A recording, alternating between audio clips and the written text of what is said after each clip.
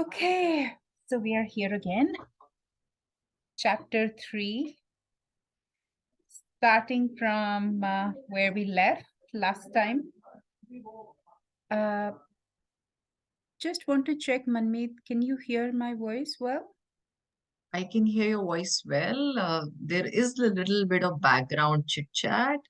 If we can lower that somehow. Yeah, okay.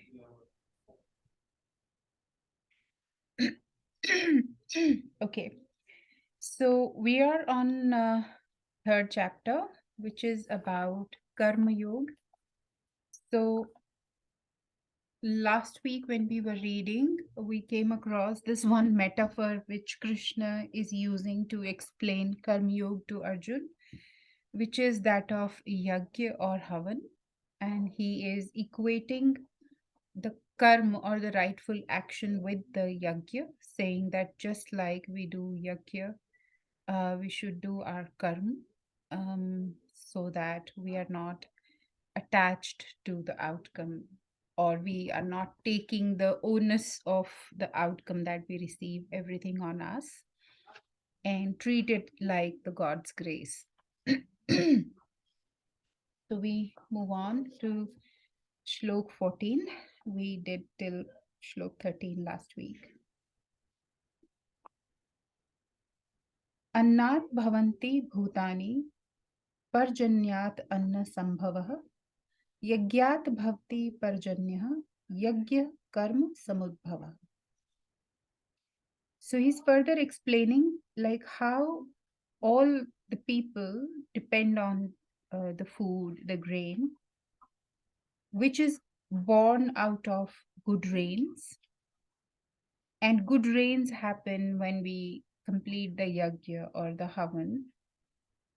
So, and the yagya happens by doing the rightful actions. Like you need to do some actions in order to do the yagnas, which eventually bring the rains, which eventually bring the food for everybody.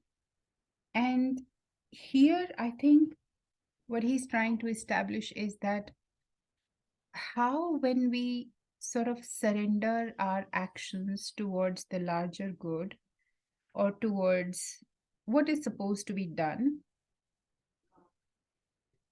it does bring the outcome to us. So we do not need to worry or bother about, whether I will receive something or not. He says that there is a sort of a relationship, there is this process that when you are doing the right action, there will eventually be an outcome out of it. So you do not need to worry about whether you will get what you want.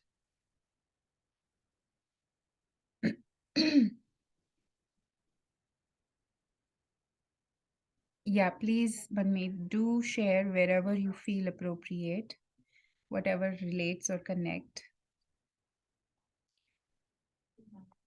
Karma Brahma Udbhavam Vidhi, Brahma Akshara Samudbhavam, Tasmat Sarvagatam Brahma, Nitya Yagye Pratishtitam. He further explains on the previous shlok saying that Vedas or Upanishads have Vedas basically describe the proper karma or the proper action that need to be done to do the yajnas.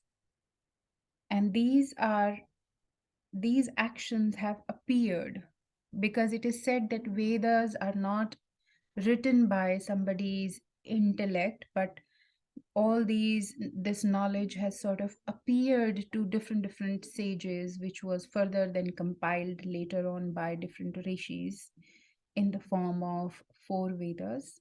So they said that these actions have appeared from, we can call it God, or we can call it the universe or the Brahma or the consciousness.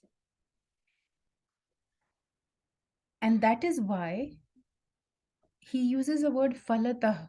That means the outcome of that action, or the fal, or the fruit of that particular action, is embedded already in those actions. So if your actions are right, you never need to worry about whether you will get the outcome, when you will get the outcome. Because if you are performing your duties, performing your actions rightfully, uh, considering the larger good and considering the fact that this is what you're supposed to do, the outcome is definitely going to be there. Evam pravartitam chakram na anuvartayati ihva aghayu indriya aramah mogham parth sahajivita. And then he says to Arjun, like, dear Arjun, this thus way, the person who understands this knowledge and who follows this action kram, or this cyclical action,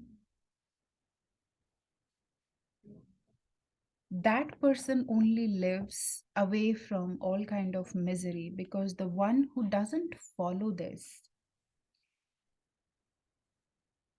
and who doesn't understand this cyclical nature of action, is whatever they are doing take them to what is called as papa, and we can consider it to be misery.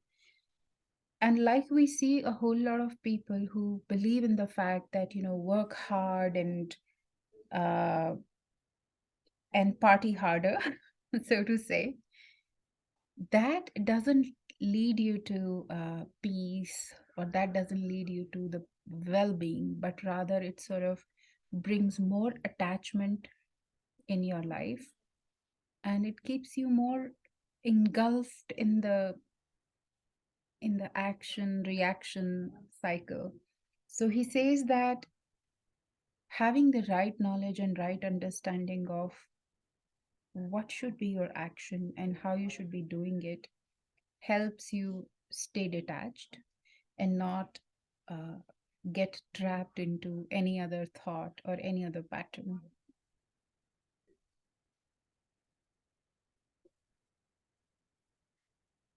यह तु आत्मरतिः एव स्यात् आत्मतृप्तः च मानवः आत्मनि एव च संतुष्टः तस्य कार्यं न विद्यते. And the person who is pleased in their own what is called as their own understanding of self, and who have this self reflection in their life, they stay satisfied within their own life and all the actions. So nothing seems like something that they have to do. And so here I think what he's trying, the distinction that is showing up for me in this shloka is that when we know ourselves and when we are satisfied in our being and knowing that this is who I am, and we have this regular self reflection in our life, our actions do not feel like we need to do any effort. We are effortlessly embedded towards our actions. And this also sort of reminds me a key value in Taoism, which is a religion which comes from China. And they also have a value or a principle which is called as non-action, like action in non-action, where although you are undertaking all the actions, but they are so effortless, it doesn't feel like you're doing anything. It's like you're just flowing and action is just happening. You are not putting a lot of effort. So it goes contrary to what we believe to be hard work. This is that for somebody who is reflective, who is sthit in self, sthit pragya, which he explained in the previous chapter, action just happens. You do not need to do anything to take that action. And I would invite you to share your reflection, Manmeet, wherever you feel like how it sits with your personal experience. And Yeah, sure, Komal. Right now, I'm just dreaming that what it'll be feel like to be in such a flow, such a beautiful thing. I think it's so intoxicating just to imagine it. Small glimpses I've experienced, but to be continuously in that state, no, I haven't. hmm,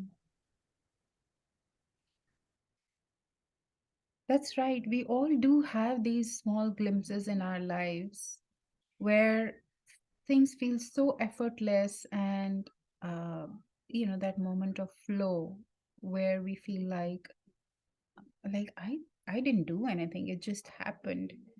And yeah, to stay in that mode for all the life would be amazing. न एव तस्य कृतेन अर्थः न अकृतेन इह कश्चन न च अस्य सर्वभूतेषु कश्चित् अर्थ व्यपाश्रयः. He says, स्वरूप सिद्ध व्यक्ति के लिए न तो अपने नियत कर्मों को करने की आवश्यकता रह जाती है, न ऐसा कर्म न करने का कोई कारण रहता है. उसे किसी अन्य जीव पर निर्भर रहने की आवश्यकता ही नहीं रह जाती. So he's further sort of explaining the same idea that we were just discussing, that neither you have a need to do any action, nor there is a reason to not do any action.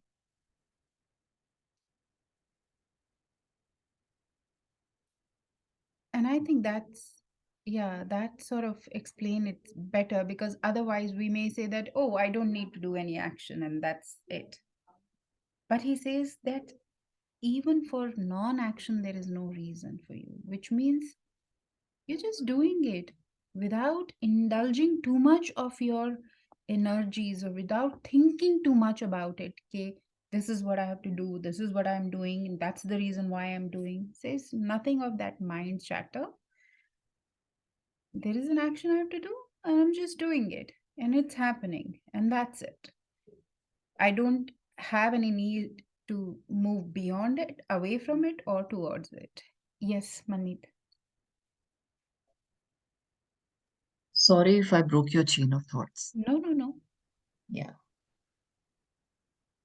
So I understand a lot through poetry. So I'm reminded of a poem which, I was reading to you also the other day, Muni Shama Sagar.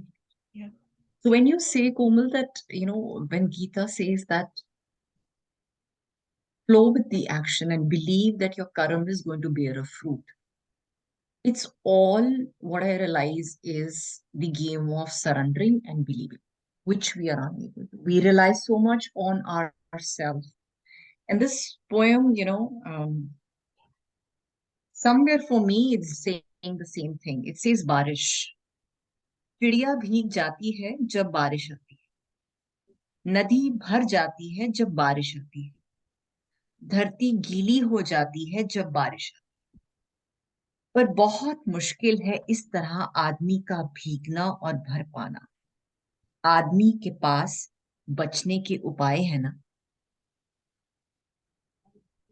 Yeah. It's so beautiful. And it conveys the same thing. That, and it's such a beautiful comparison with like how these natural elements and animals are more close to their true nature, to their true characteristics. So they are just flowing with the nature. And what happens with us humans is that we form ways, we use a lot of mind, and we try to escape away from the natural elements. And then what happens? What would be the joy of a person who doesn't like to, or who doesn't soak in the rain? you know Yeah, and here also, Barish is for me the grace of the universe, which is falling on you. And you are constantly thinking it's not falling, but you are the one who's not soaking in it fully. exactly, exactly. And that's where I think to understand is very, very important. And I also want to pick up on a point, on a word that he used, which is like belief. Even in believing, there is a slight element of effort, because to believe something also take either an effort, or it seeks some sort of a outcome, or it seeks some sort of an evidence. Whereas I think, and it can be a good starting point, which is to believe, but eventually the point is to know that yes, I just know that this is what happens when I do something or when I don't do something. And so I think that is a subtle difference between what Gita is trying to bring us to. It doesn't say that Krishna is not telling the Arjun that believe it happens. He says that know that this happens. And I think Very well pointed out, Komal. yeah, because when he says no, he's actually giving an invitation for experience.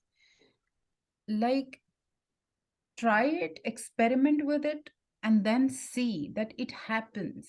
Just know it. And knowing means you learn through your experience with something, and not just say that, okay, because Krishna said something like this is going to happen. Because even that might be a good start for us to go on a certain path, but that itself has a lot of its limits.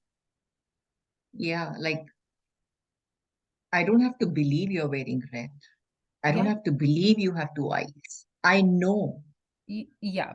And somebody because says, I how do have you these. know? And you say, I see it. I know. Yeah, Yeah. yeah. So I get that. I mean, I'm at that effort stage of believing, where I have to remind myself every day. It hasn't become that effortless knowing कि है ही है ये.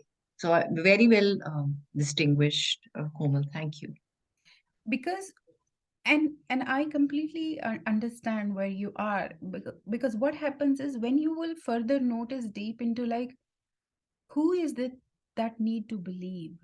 It's mind. Who is it that need a slight evidence? It's actually mind. And mind is very persistent. It takes time to go to settle, but it does eventually. Next shlok is Tasmat asaktah satatam karyam karma samachara asakta hi आचरण कर्म परम आपनोति पुरुषः। अतः कर्म फल में आसक्त हुए बिना मनुष्य को अपना कर्तव्य समझकर निरंतर कर्म करते रहना चाहिए, क्योंकि अनासक्त होकर कर्म करने से ही उसे पर ब्रह्म की प्राप्ति होती है। Yeah, that treat your actions as your duty and just continue to do that without getting attached. Anasakt hokar, that means without thinking too much as to, okay, what benefit I'm deriving, whether I'm getting the outcome or not, or and then you lead to Brahma, or the ultimate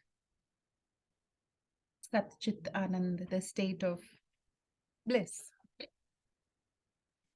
कर्मणेव हि संसिद्धिम आस्थिता जनकादयः लोक संग्रहम सग्रहमेव अपि sampashyan kartum arhasi. Here he gives example of Raja Janak, who was the father of Sita and father-in-law of Ram. And Janak in Vedas, Upanishads, and in our Vedic literature is considered to be one very, very wise. Uh, though he was a king, he enjoys the reputation equivalent to sages, because he was very wise and he always sort of seeked to know more about all of this wisdom, all of these um, Vedas and Upanishads, etc. So he says that And he's giving example of Janak. He says that जनक जैसे राजाओं ने केवल नियत कर्मों को करने से ही सिद्धि प्राप्त की, अतः सामान्य जनों को शिक्षित करने की दृष्टि से तुम्हें कर्म करना चाहिए. So he's bringing in this example of Janak, saying that kings like him also achieved the kind of status that they enjoyed because they did their duty, their rightful actions. And so, therefore, you need to just do your action considering that normal people are watching you and they are learning from your actions too. So he's also now sort of inviting him to understand that just by being the mighty warrior and people looking up to him, he has a duty towards all those people also. He has a duty to perform the right action so that other people can also understand what is the right way of being, what is the right action to be performing. So there also he sort of is bringing in another layer of like what is his duty. His duty is not just to fight but also to set the right example for people. यत् यत् आचरति श्रेष्ठः तत् तत् एव इतरः जनः स यत् प्रमाणं कुरुते लोकः तत् अनुवर्तते. महापुरुष जो आचरण करता है सामान्य व्यक्ति उसी का अनुसरण करते हैं. वह अपने अनुसरणीय कार्यों से जो आदर्श प्रस्तुत करता है समस्त विश्व उसका अनुसरण करता है. So he's stressing on the same idea that he propounded earlier, that whatever action people take, and he uses the word Mahapurush, which means, let's take it in the context of leaders in any particular field. Whatever is their action, people follow them because they are inspiring others.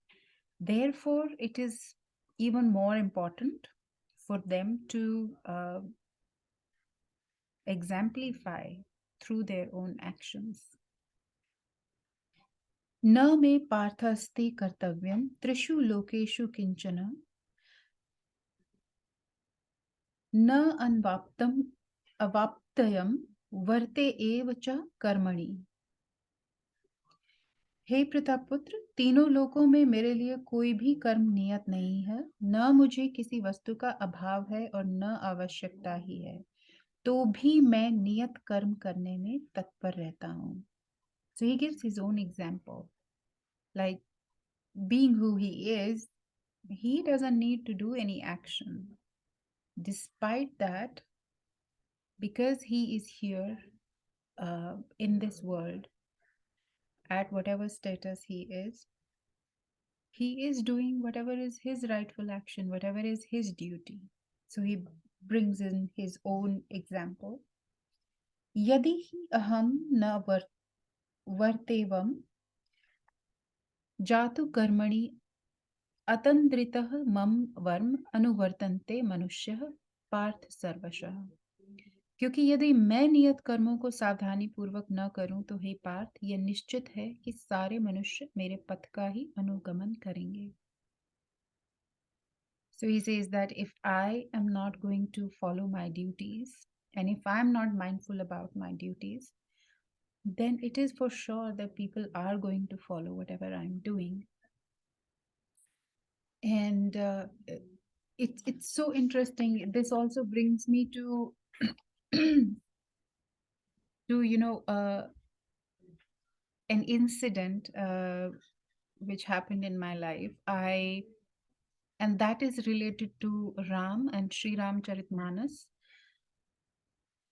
which happened in a previous timeline than when Bhagavad Gita came into being. So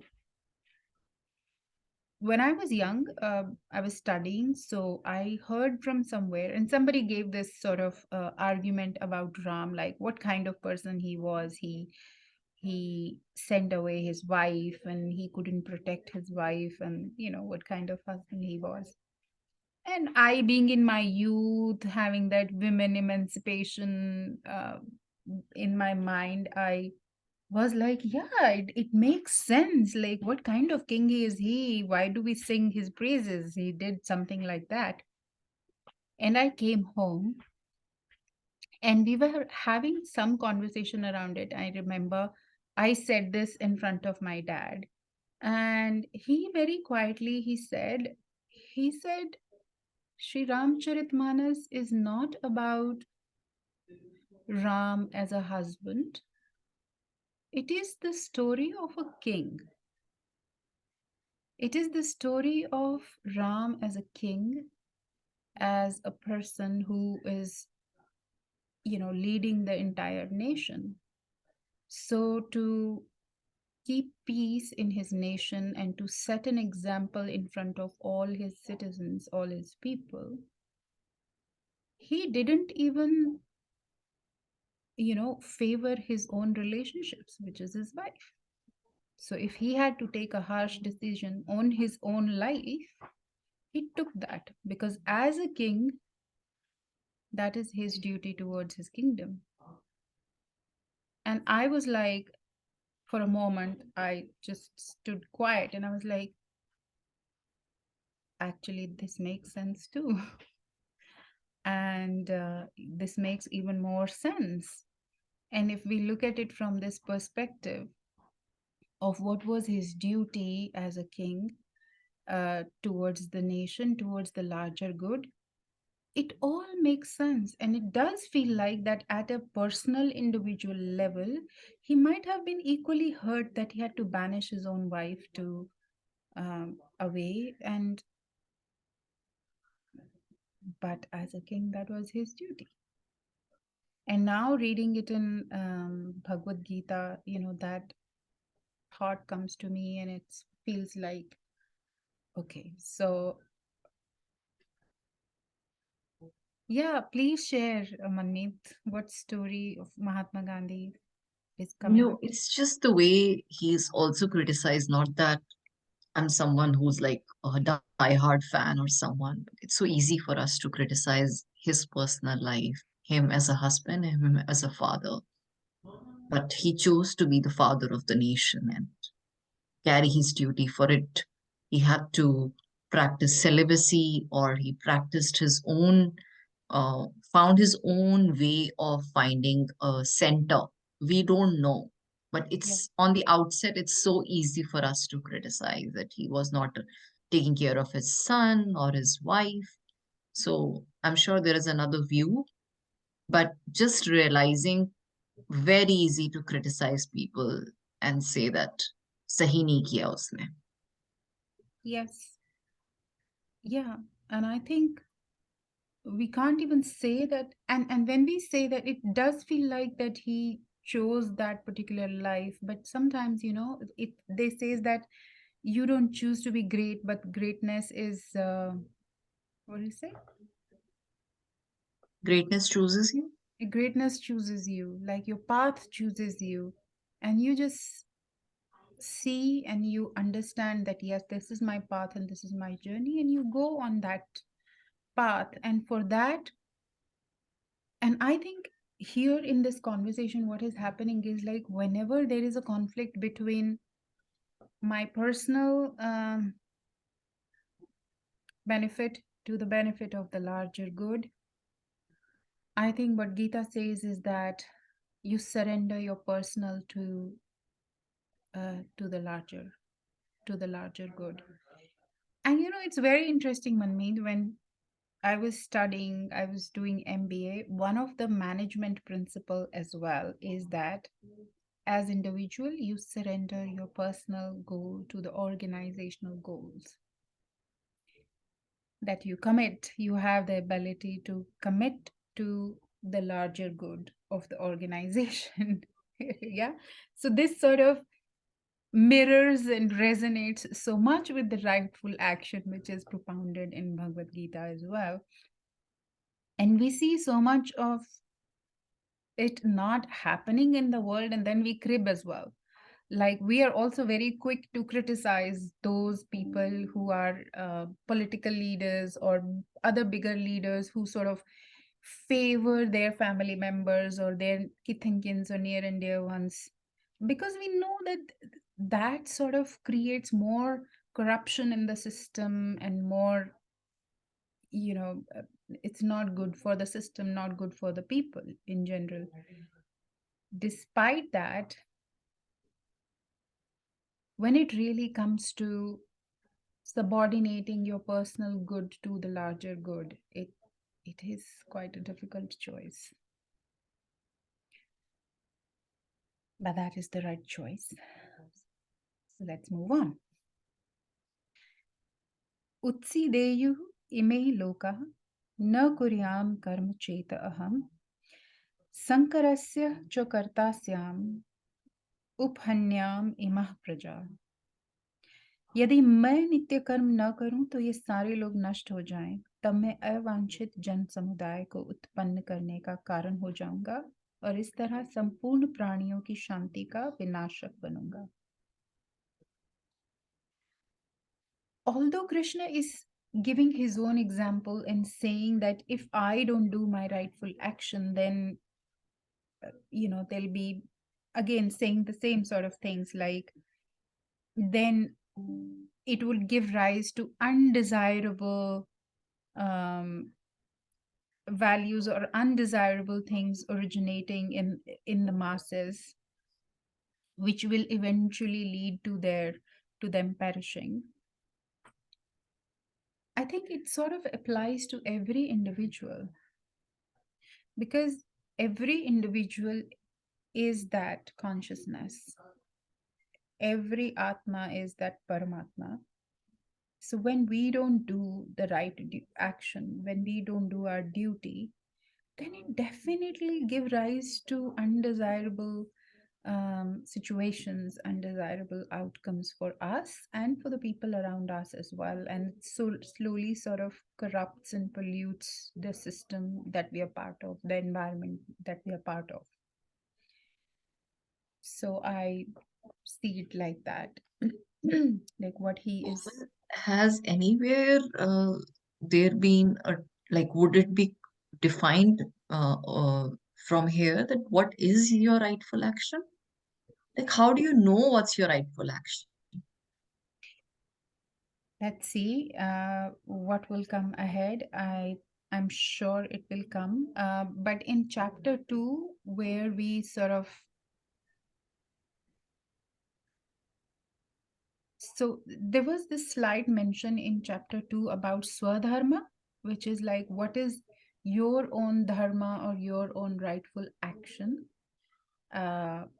And from the Vedic times, it's been explained and expressed like different in the varnashrams. Like in old days, it used to be whether you are a Brahman with your capabilities and skills, or whether you're a Kshatriya or a Vaishya or a Shudra, then you have, depending upon what is your nature and what is your skill sets, there is a certain action which is right for you. So you just do that action.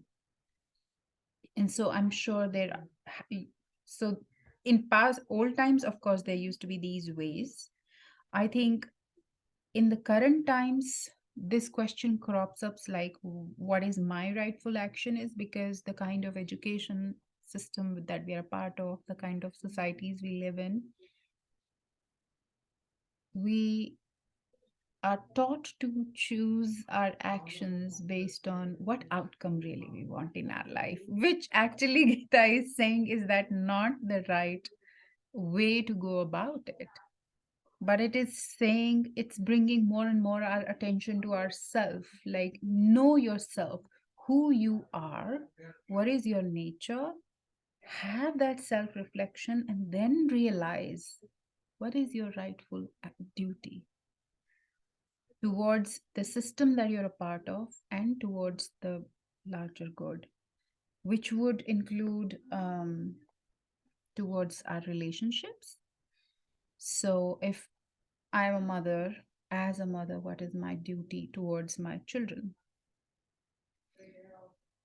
Or if I have certain skill sets of research or reflection, then that sort of tells me, like, okay, what is my duty? What can I do more with that skill set, which benefits the system? So I think in a way it's also bringing us an attention, like we need to be a little more self reflective about what paths we are choosing. Instead of saying, okay, I want to live a lavish life, or I want to live a particular kind of life, so these professions are good, we spend a little more time into more reflection and understand what is showing up to be my path. And with that question, what also comes to me is, Manmeet, I don't know if you've read a book called Ikigai. Yeah, I have. Yeah, so the principle and the process which is shared in this Japanese principle of Ikigai, which is to actually find out and identify what is your calling, what is it that is your rightful duty. That to me seems like a more sensible way of trying to find what should be my right action.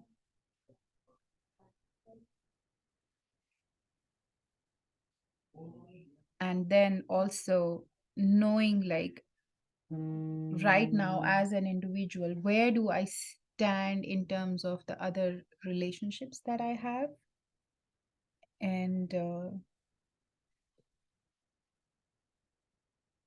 what value or what contributions I bring to those relationships. And I think that also speaks quite a lot about what's the right action for me.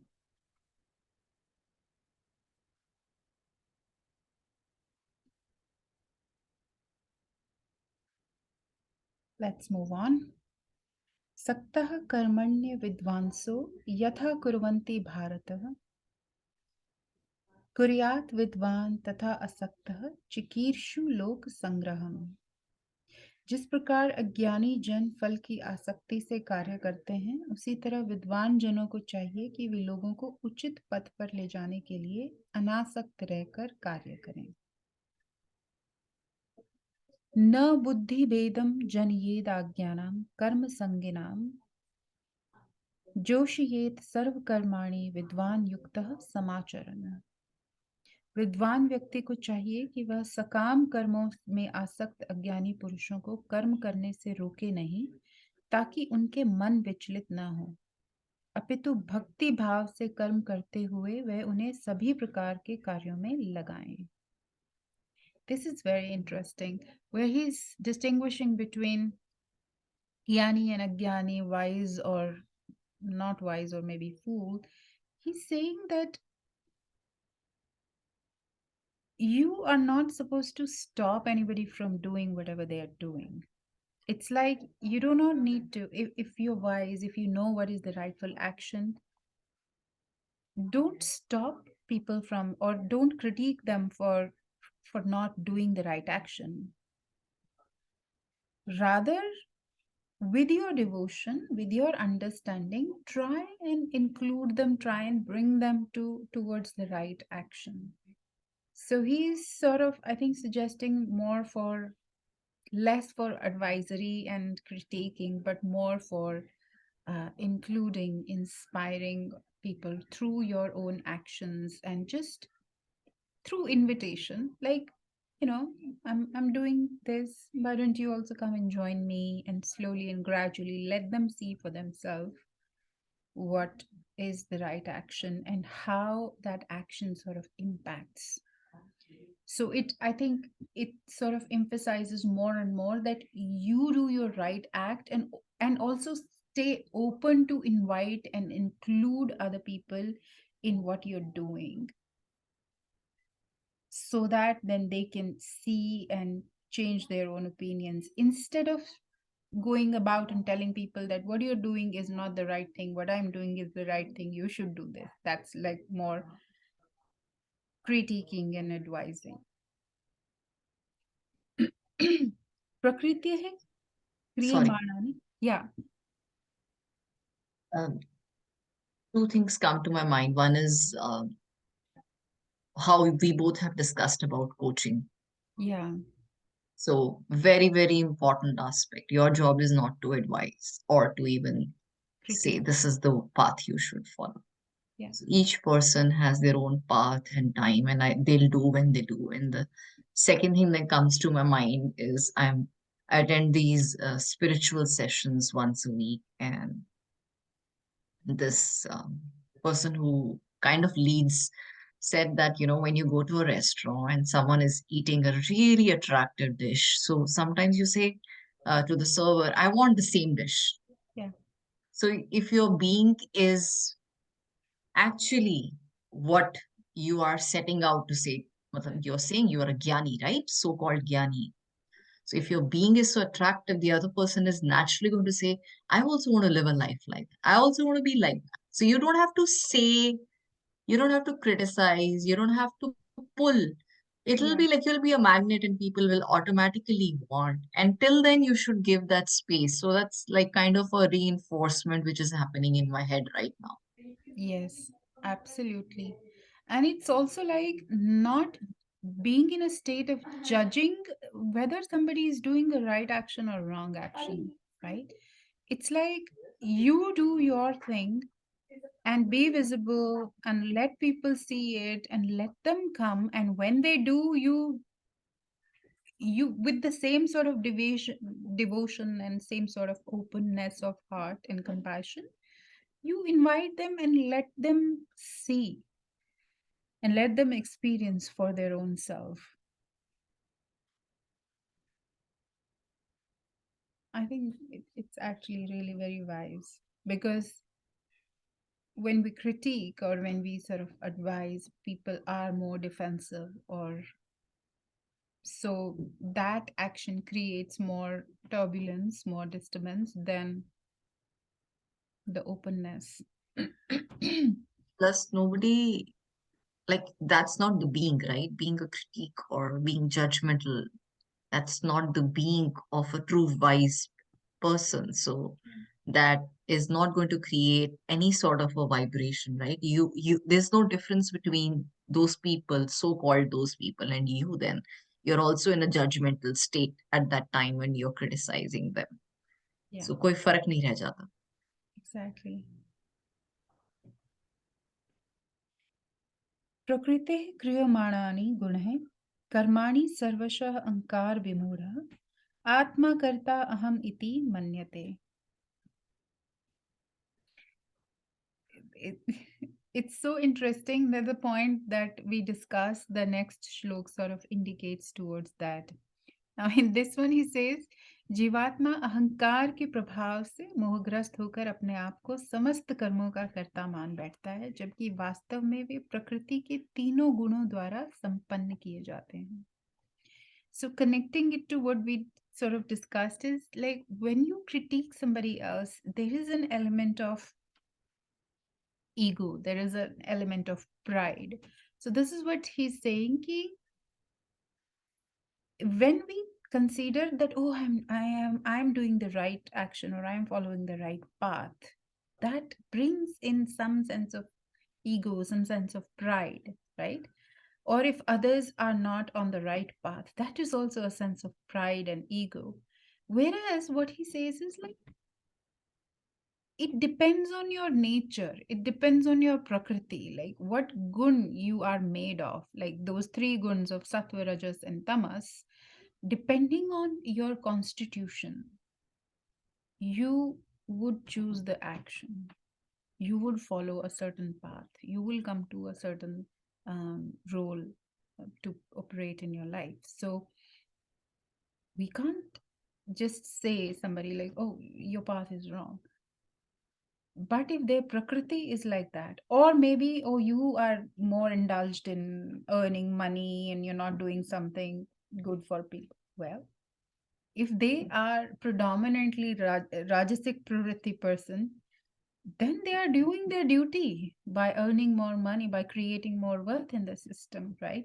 So he again brings back attention that be mindful, be watchful of, not to consider at any given point of time that you are doing something and you are responsible for that entirely. But it is your nature, it is your prakriti which is responsible. Tattva vittu mahabaho gun karma vibhagayo guna guneshu vartantah iti matva न संजते. हे अर्जुन, भक्ति भावमय कर्म तथा सकाम कर्म के भेद को भली भांति जानते हुए जो परम सत्य को जानने वाला है, वह कभी भी अपने आप को इंद्रियों में तथा इंद्रिय तृप्ति में नहीं लगाता. So he says that when he uses the word bhakti bhavmaya karma, which means a devotional action, and sakam karma means a karma or an action taken in order to get an outcome. The person who knows who can distinguish between these two very well, that person knows the truth. That person is closer to the ultimate truth or wisdom, and that person would never indulge in the sensory pleasures. So he again brings back our attention to the truth. And there are so many ways of keeping ourselves aware, which means even if you're doing the most pious work, it is because it has been endowed on you. It's like the greatness has chosen you. It's like the path has chosen you. So there's no need to be prideful of that. प्रकृतेर गुण समूढ़ा संजन्ते गुण कर्मसु तान कृत संविदो मंदाकृतन सविनिन विचालयेत. माया के गुणों से मोहग्रस्त होने पर अज्ञानी पुरुष पूर्णतः भौतिक कार्यों में संलग्न रहकर उनमें आसक्त हो जाते हैं. यद्यपि उनके ये कार्य उनमें ज्ञान अभाव के कारण अधम होते हैं, किंतु ज्ञानी को चाहिए कि उन्हें विचलित ना करे.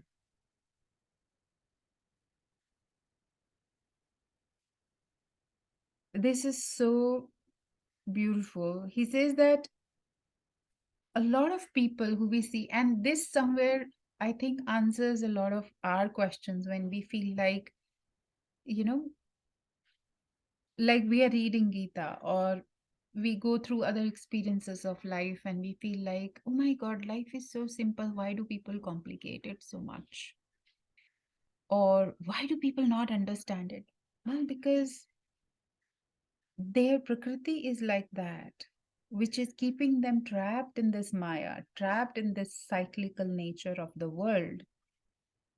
And so they are indulged, all their energies are indulged in the physical manifestation of the things, the physical exploration and enjoyment of the stuff in life. And that is why they get trapped or they get attached to all of these sensory pleasures, because they don't have that right knowledge. And they don't have that right knowledge because their prakriti is trapping them towards this darkness. That is why a wise person shouldn't be bothered or shouldn't bother these people as well.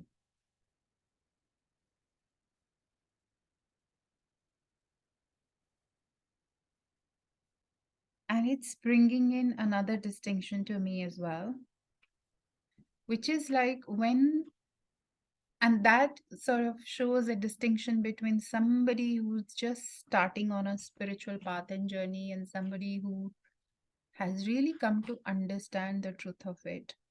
I think the difference happens when we're just starting on a spiritual journey and we're starting to realize the ahas and the truths of life. We're like, oh my God, I must tell the whole world. And just only if people understand this, their life will change and this will happen and that will happen. And we do a lot of effort in, letting everybody know about it, or get into probably some arguments or some trying to really convince people that, this is the right path and this is the right action. Whereas there are quite a lot of these sadhus and siddhs and wise people who are just so much at peace, indulged, just living their life the way they have to live. If somebody comes to talk to them, they will share, they will say whatever they have to say. If nobody is coming, they are just living their life, not worried about world is collapsing or there's a war going on or inflation is happening. They know that all of this is just Maya. It's the cyclical thing. It will continue to happen. It will keep on going. You just do what you're supposed to do and stay at peace. And I think that is the true distinction, because you are not even bothering other people. You say, if somebody has got that light in them and they are curious, they want to know more, and they approach, then you tell them and you say, yes, this is what it is. But you do not go out and seek those people and say, okay, oh, I have to change the world or things like that. It's like, That's so tough, Komal. I know. I mean, But I'm just realizing how I go and start. Like, I can't hold back when I find something beautiful. I'm like, either I even will use Instagram, even though I know people have no attention span, I'll still put it out there. yeah. I have found something beautiful. Let me share it with others. I mean, Okay, now there's one distinction I want to make here. You want to share it because you found something so beautiful, it's so gracious, and you want to put it out there because you want to just share. That shows up as, okay, I've found something beautiful, I'll share it. You're doing your duty. But are you also following, like, okay, how many people have really seen it? How much of impact this has created? Let me see. Or I go around and tell people, hey, see that thing you should do, and this thing did you see this or did you see that? So that aspect sort of takes it away, which means it's attaching you quite a lot with what you're saying or what you have found, you know. Of course, that will be there. Like, for example, scientists, researchers, of course, quite a lot of their actions are also influenced by, because they want to achieve something, they want to gain something, and they do it. But the real inventors, whenever they invent something, they do want to share it with the world, and it eventually benefits the world too.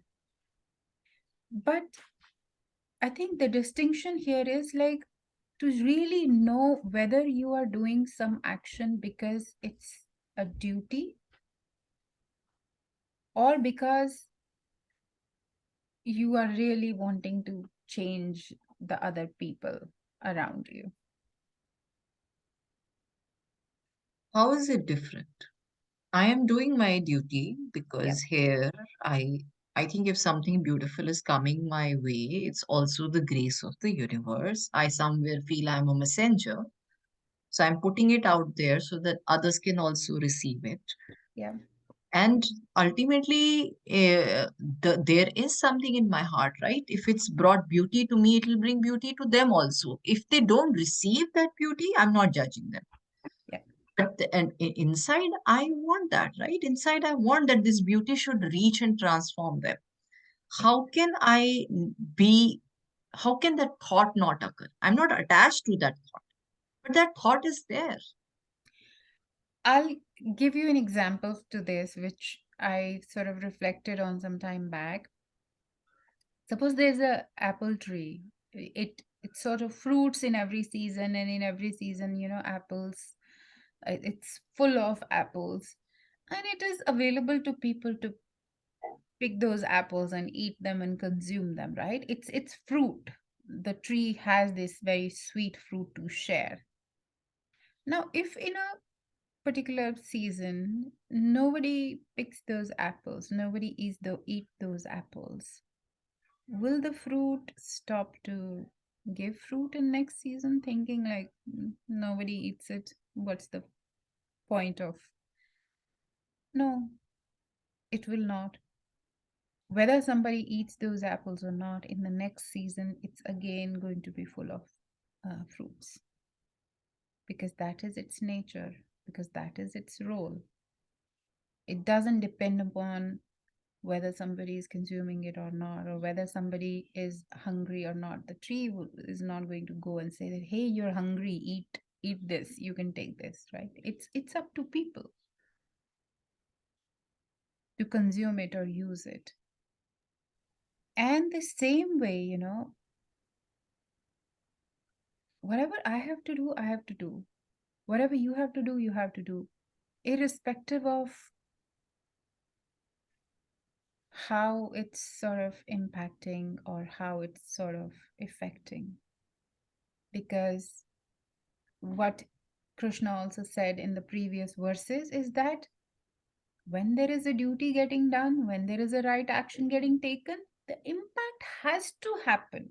The outcome has to happen. It may not happen in the way that you feel it has to happen, but it will definitely be there. So just do your duty, not thinking about that you're doing it for somebody, for the sake of somebody, or for changing the world, or for changing somebody's life. No, you're just being present, taking your action, and then not getting attached and associated with it.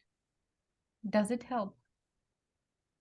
So what I see is that my action is that the apples are tasty, beautiful, sweet. So I want to pick those apples and shout at the top of my voice कि आ जाओ खा लो बहुत स्वाद है. And I'm joyful, I'm excited that I've discovered these apples. And at the same time, if people don't stop and don't eat, I'm not going to get frustrated. Yeah, I'm going to continue dance there joyfully. yeah, And those who are hungry and who stop and eat, I'll be very excited to share that joy. And those yeah, who don't stop, I'll say, okay, probably they are not hungry.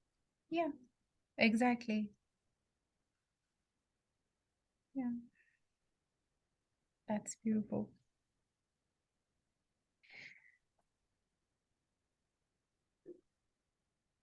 Next shlok. Mai sarvani karmani sanyassadhyatma चेतसः निराशि निर्मम भूत्वा युद्धस्व विगत ज्वरः.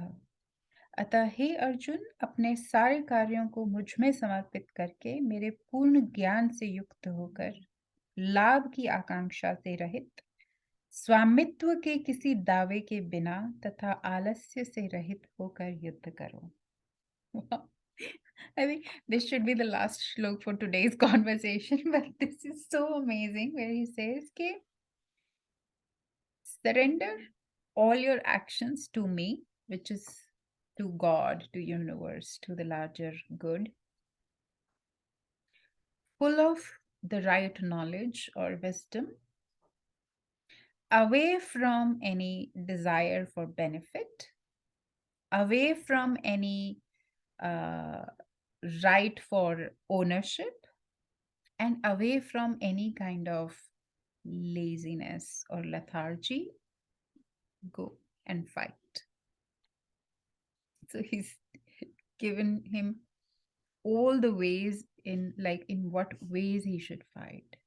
That take this action by surrendering it as your right, by considering that this is your rightful duty to God, rightful duty to the universe, with the right knowledge, right understanding, without thinking what will be the benefit, without thinking that I am fighting, like I am going to fight, and without any sort of lethargy and saying, like, what is the use of doing all of this? So he's sort of summarized everything which is required for Karma Yoga, the right understanding, the right knowledge, and what not to do as well.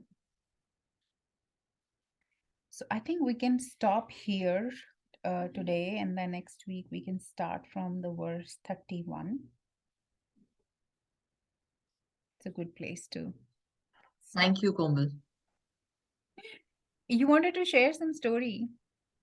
I did. It was more related to what we have discussed in the previous verses, and from where we began, that's then it struck me that it immediately suits there.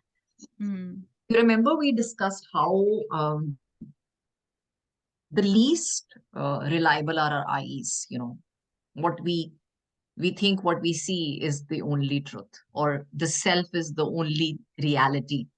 Hmm. So there is this story which I'm not sure was written for what purpose, but I deduced something like that from it. It's a children's magazine which I love. It's published in Bhopal. It's Hmm. called Cycle, and it's a Okay. really short story. It's goes like this. कच्ची सड़क पर किसी गाड़ी गड्ढे में फंस गई। कुछ दूर एक किसान अपने बैल को चारा दे रहा था। अजनबी ने किसान से गाड़ी निकालने में मदद मांगी। किसान ने कहा, पहले वो गाड़ी देखेगा। अगर उसके बैल को चोट नहीं लगेगी तो वह जरूर कोशिश करेगा। सारा माजरा ठीक से समझकर किसान ने बैल को गाड़ी से बांध दिया। फिर आवाज लगाई, खींच भूरे खींच। बैल नहीं हिला। फिर उसने आवाज लगाई, खींच भोला खींच। बैल नहीं हिला। फिर उसने कहा, खींच कालू खींच। बैल ने खींच कर गाड़ी बाहर निकाल दी। अजनबी को राहत मिली। उसने किसान को शुक्रिया कहा, फिर पूछा कि उसने बैल को अलग अलग नामों से क्यों बुलाया। किसान बोला कि उसका बैल कालू देख नहीं सकता। इतने नाम लेकर वह उसे महसूस कराना चाहता था कि वह अकेला गाड़ी नहीं खींच रहा, उसे औरों की मदद मिल रही है, नहीं तो वह गाड़ी नहीं खींचता। Wow.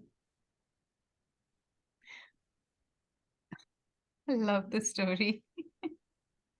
Yeah, it just struck me that we all are blind. Hmm. We just can't see the unseen forces which are supporting us. And the moment we experience those forces, suddenly we have that bout of energy to pull and do anything we want in our life. So Yes. ever since I've read this story, anything I'm doing, I'm imagining one bell on my left and other bell on my right. Awesome. That's so beautiful. I will also remember this now. It's beautiful. Mm. Yeah, you're not alone pulling it. And I think it's so, again, egoistic to think I am the one who's doing it. Yeah. Again, our ego is taking over. And the simplest aspect, simplest thing to check is that all that fear, all the anxiety, all the stress sort of come whenever we have this thought of I am, like I am responsible for everything, right? And that I have to do this. Yeah. And the moment you feel like no, I have people who have my back, or I have something to fall back on, or I'm not alone, it sort of liberates us so much. And I'm talking only about people. And then imagine about having that sense that there is a ultimate power, or there is this source of God, or that is consciousness which is behind you. Then it's even sort of multiplied. Then I cannot fail because the universe is with me. The universe wants me to succeed, so I am going to succeed. And that thought even will not come to you that you will not make it. Yeah. Yeah. And I don't know about the reality or something. To the most skeptical people, I would say just notice how different thoughts or different ideas impact us and go with it.